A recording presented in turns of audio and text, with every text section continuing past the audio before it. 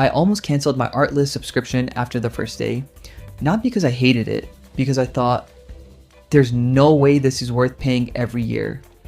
A week later, I wasn't saying that anymore.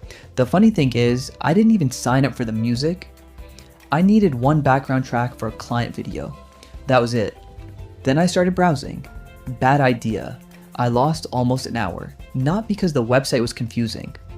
There were just way too many tracks I actually liked. I kept thinking, okay, one more, then another, then another. Eventually, I realized I'd spent more time listening to music than editing.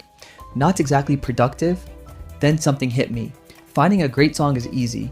Finding the right song for your video, that's the part that takes time. Once I started using the filters properly, mood, genre, tempo, it got a lot faster.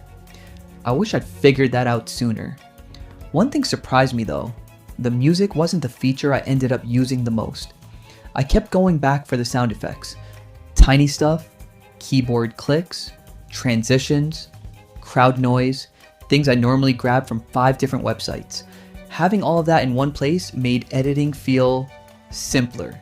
Now, here's where I'd slow down before subscribing. If you upload one YouTube video every couple of months, I honestly don't think you'll get your money's worth. There are cheaper options, even free ones. But if you're editing videos every week, especially for clients, the time you save searching for assets starts adding up really fast. So, would I subscribe again?